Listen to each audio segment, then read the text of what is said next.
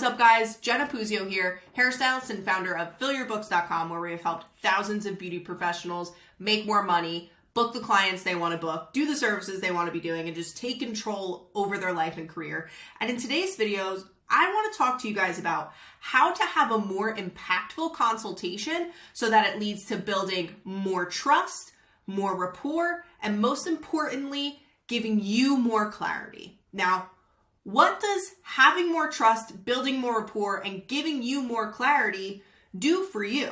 It's going to increase your chances of your client being happy with their service. It's going to increase your chances of your clients being happy with the overall experience that they've had with you.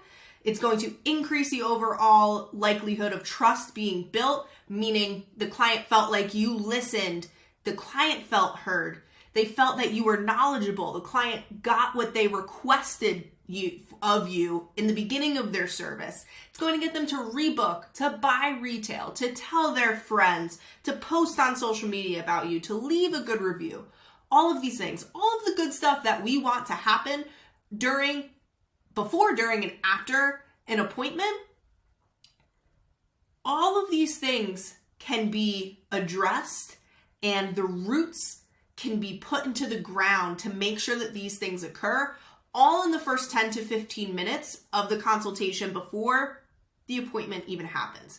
Now, if you didn't build trust and you didn't build rapport and you don't have clarity, none of those other things I just talked about can happen. It decreases the likelihood of that client staying with you, referring their friends, all of that fun stuff. And that should be the top priority, right next to making sure your client got the experience and the service that they deserve. You want to make sure that you're making money on your end, right? You want to make sure that they're referring their friends, rebooking, doing all of those fun things. And now you might be asking, okay, now how do I have such an impactful consultation?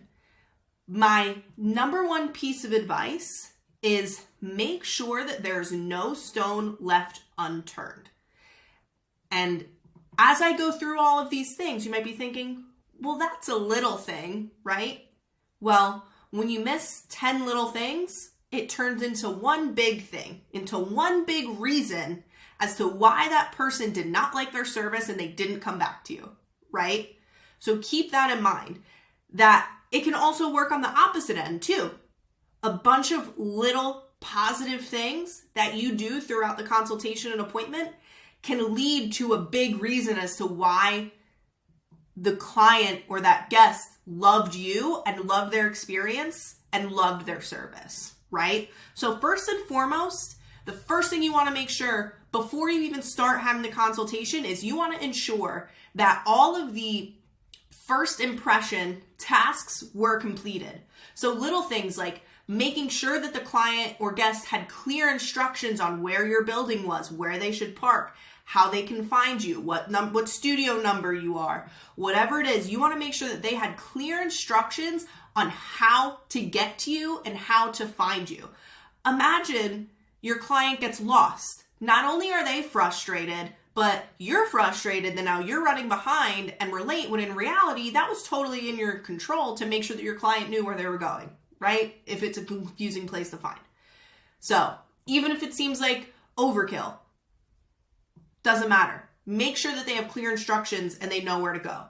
Once they walk into the door, they were greeted immediately, right? Whether it's your front desk person, it's you. You might be saying, well, I'm with another client, Jenna. I can't greet the person. Okay, great. Make sure that you have a front desk person that can do so.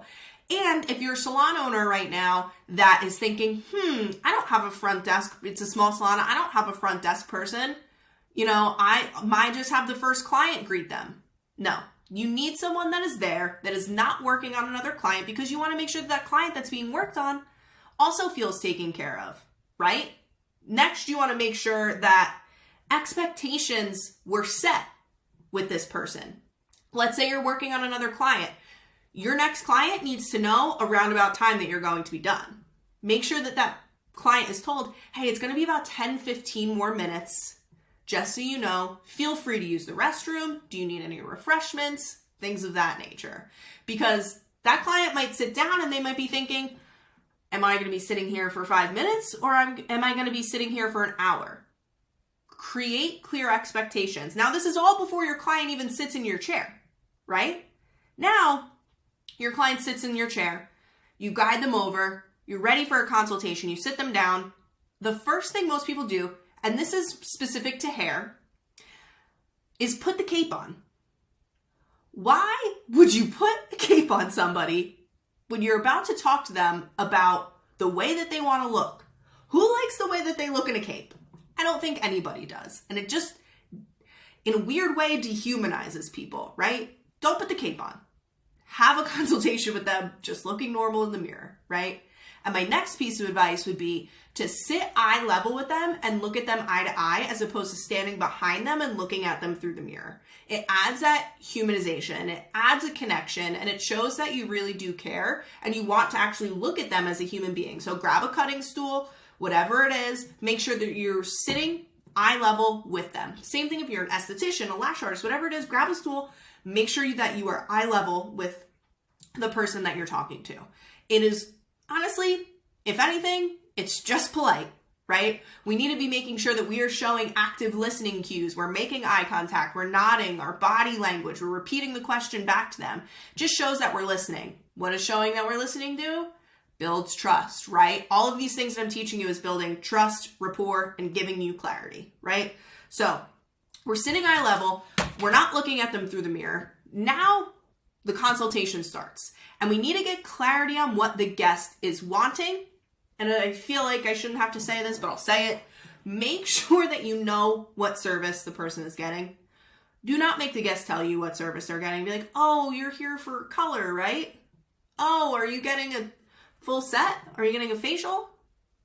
What? You're the professional. Make sure you know what service that they're getting. Excuse me while I take a sip of water. Okay. Now, whether you're a lash artist, a hairstylist, I always ask for 2 to 3 inspiration photos. I don't care if I feel like they just gave me the verbal explanation of the gods. I need to see 2 to 3 inspiration photos. The reason being is because most times when guests show us multiple photos, they don't look exactly the same. They're going to look a bit different. What's nice about this is this gives me a ton of clarity because it gives me an opportunity to say, okay, this is what I'm seeing that's similar across these 3 photos. This is what I'm seeing that's different. And get the client's input. Maybe once you give clarity on the fact that, yeah, the placement of these are very similar, but this tone here is more golden, whereas this tone is more ash. Which are you leaning towards, or do you kind of want my input on that?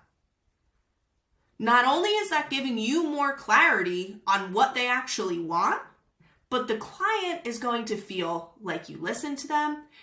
They're going to feel like you're super knowledgeable, that you were able to point those things out that they maybe weren't able to see at face value. And it's going to show that you give so much attention to detail. Again, building trust, building rapport, showing that you know what the hell you're talking about, right? These are all important things. All these things I'm talking about are going to help the client, they're going to help you, and it's going to help on both ends, right? So making sure that you're pointing out what's different, you're pointing out what's similar, and coming to an agreement with the guest on exactly what they're looking for. And bottom line is, I think I said this earlier, there is no stone left unturned. You do not move on to the service until there is 0 question on what the guest is looking for. And the way you're going to wrap this up is you're going to repeat it back to them, right? Active listening skills. We're going to repeat what we have agreed upon back to them to just make sure everyone is on the same page. We're excited. And then once you repeat it back to them, you can say, was there anything else that you wanted me to know or any other questions specifically that you wanted to ask me before we get started? Just to tie up any loose ends, and then you're good to go. And before you put the cape on, what you're going to ask is, did you need to use the restroom before we get started? So simple, yet how many times have we all been getting a service done where we're like, holy crap, I have to pee, but we just started, you know? Make sure that they don't need to go to the bathroom, walk them through exactly what's going to happen, and then once everybody comes back, once the color's mixed, once you're ready to do their lashes, whatever it is, you're ready to start the facial, that's when you can put the cape on, that's when you can start draping.